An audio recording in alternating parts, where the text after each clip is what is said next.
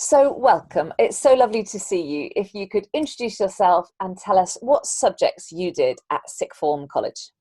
I'm Lara, and when I was at Hereford, I studied English literature, politics, and medieval and early modern history. And so, where are you studying now and what subject are you studying? I'm studying history at Lady Margaret Hall, Oxford. Fantastic. And so, you've gone to one of the top universities in the world, so very, very tough and competitive.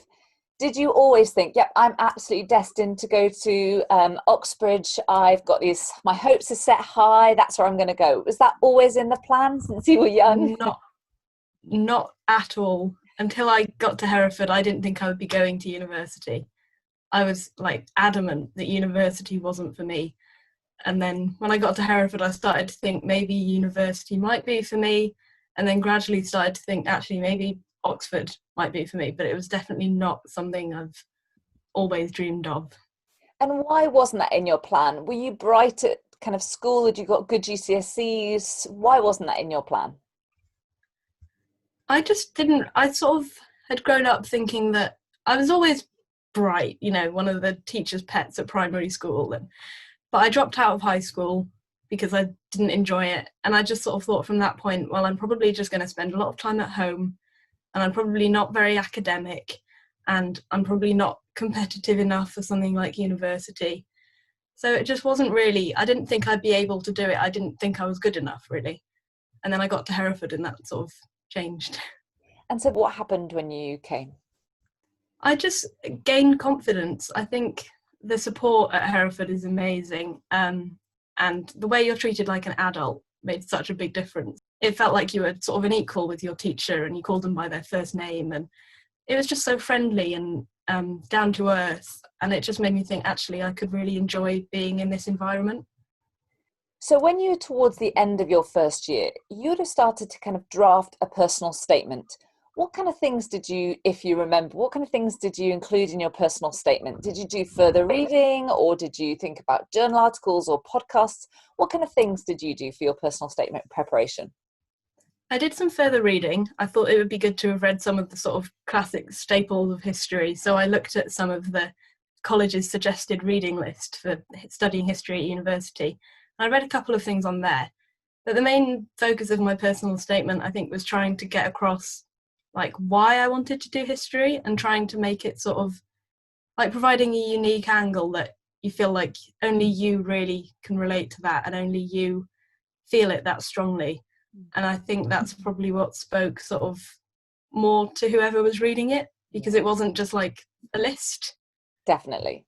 And so what was the thing that you loved at the time? So I talked a lot about the Crusades, because that's what we were studying. And I talked a lot about how it's often seen as you think of Richard Lionheart and you think of all the knights and all the battles. And actually there were hundreds of thousands of normal people, just everyday peasants and nobles, and everyone went on it. And just sort of the fact that it was a huge upheaval in the lives of everyone across Europe and the Middle East. So that was my sort of thinking, wanting to make history more the study of everyone rather than just the people at the top. That sounds really exciting. And also the other thing is exactly as you said, the people who are reading your personal statement would have said, right, we can see what this student is studying. She's clearly studying the Crusades. But you hadn't just taken a kind of superficial view of it. You'd actually said, let's look at the silenced people in history, or the people who aren't the focus of perhaps your lessons. I think it's that kind of thing that I would say to students, that's exactly the quality that those top universities are looking for, that you've said, okay, so this is what I'm being taught, but this is where my interest lies. It's a little bit beyond, or it's a little bit deeper than what I'm being taught. And I think that's the other thing about students who are currently at home studying, is that kind of independent thinking actually makes for a really good personal statement. Exactly as you said, it doesn't have to be that you've necessarily done all the reading. You don't have to necessarily have had everything on the reading list, but it's that interest, I think, that would have really spoken to someone who's reading your personal statement. And then, so you sent off your personal statement, and did you have an admissions test and an interview, things like that? Yeah, so I had both of those. The admissions test was at college, so that was nice because it was somewhere I felt very comfortable. And you can usually, for I think every subject for Oxbridge, they have past papers online.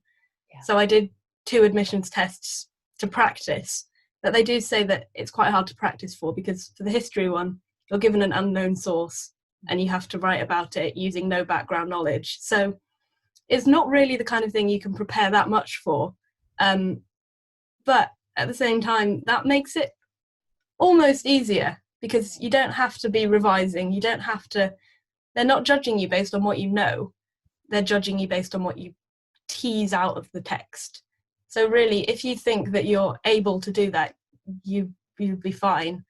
And then I must have done okay in the admissions test. They never actually, I don't know if they do for some courses, but they never actually sort of told me a mark.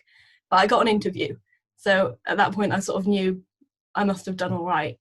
So for my interview, I went up to Oxford, and I think I was there for 5 days.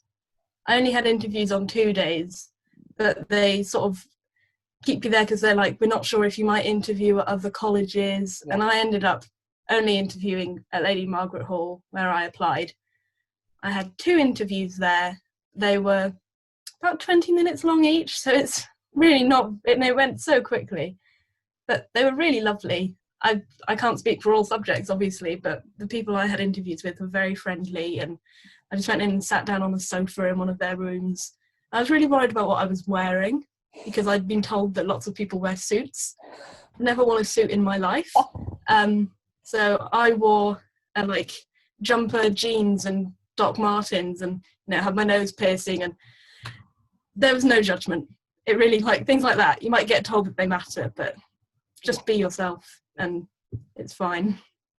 Thought you put it really nicely. They're getting you to tease something out of the information they're giving you. In maths, for example, they may put you beyond your comfort zone in maths, or for example, in history, they're getting you to think beyond your comfort zone. And actually, you're right, you can't really kind of overly prepare for that. So what kind of stuff did they ask you in an interview, if you remember? So for my first interview, it was based on an essay I'd submitted, which you couldn't write an essay specially. It had to be one that you'd given to your teacher and your teacher had marked, and they wanted your teacher's feedback on it. So I think I submitted that about 2 weeks before. And then I walked in, and the person who's now my personal tutor was holding it there, and he said, right, so you've written an essay on Henry VII. And he was like, lots of essays on Henry VII, they're not very good. And it was like, wow, that's a great start. He has since told me that it was one of the only Henry VII essays he's not fallen asleep while reading, so take that. Yes. He basically just asked me about my opinions on what I'd said in the essay, about what we'd been studying. He went straight in. It was difficult. So the question was about Henry VII's foreign policy. And he said, do you think it's relevant to talk about foreign policy in the 16th century? He attacked the question straight away. There was no fussing around it. But I just sort of went, not sure. And then he gave me a bit more to work on. So they don't, they know you're nervous. They don't expect you to just be suddenly very eloquent, know exactly what you're talking about. They just want to see that you're able to think about things, and that if they put some ideas in your mind, you're able to process them and then wonder about them. They want you to be curious, essentially. They won't make it easy for you, but they will be nice about it. They know this is the first time you've done this, and that you've not done any university work yet. They're not expecting a first-class uni student. They're expecting someone who's really nervous, but curious. I like that. That's a really nice way of describing it. People have heard about supervisions at Cambridge, tutorials. How does the style of education work? So for history, it's actually the lowest contact hours of any subject at Oxford, I think. So if you're doing a science, then, think about what I'm saying times about 10. But I basically have 3 to 4 lectures a week. So they're an hour long each. And then 1 to 2 tutorials a week. And they happen with your tutor.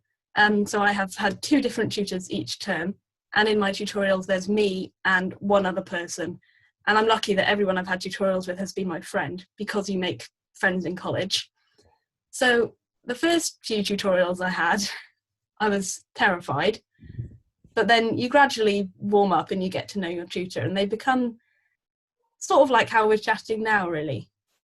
They become like just a conversation. It's not like an interrogation. And that's what the tutorial system is all about. It's about discussing what you've been working on, because they actually want to hear what you're saying as well. They're not just spouting ideas at you. Yeah. And then the lectures are they're quite similar, I'd say, because for my lectures, there's only 15 people in the lecture at a time. So there's always a bit of dialogue going on during the lecture, whether that's a few jokes or a bit of laughter. People seem to think that Oxford is going to be very, very formal. And there are obviously those elements, but you can choose to opt out of those bits and just do the nice bits that you actually, have to do, like the tutorials and the lectures. And they're not super formal. I think that's also really good for people to know. We do work very hard, and that's obviously the main focus. In our first week, my tutor said, we want you to treat this like a full-time job. We want you to be studying 45 hours a week. So, it is a lot. It's 6 hours a day is my normal day of working. But that does leave a lot of time for fun as well. We go clubbing a lot. Obviously, you don't have to go clubbing. I thought I'd hate clubbing, but it is actually really fun. There's loads of cafes in Oxford that are really lovely, cinemas, theatres, and you do actually have time to do all of that.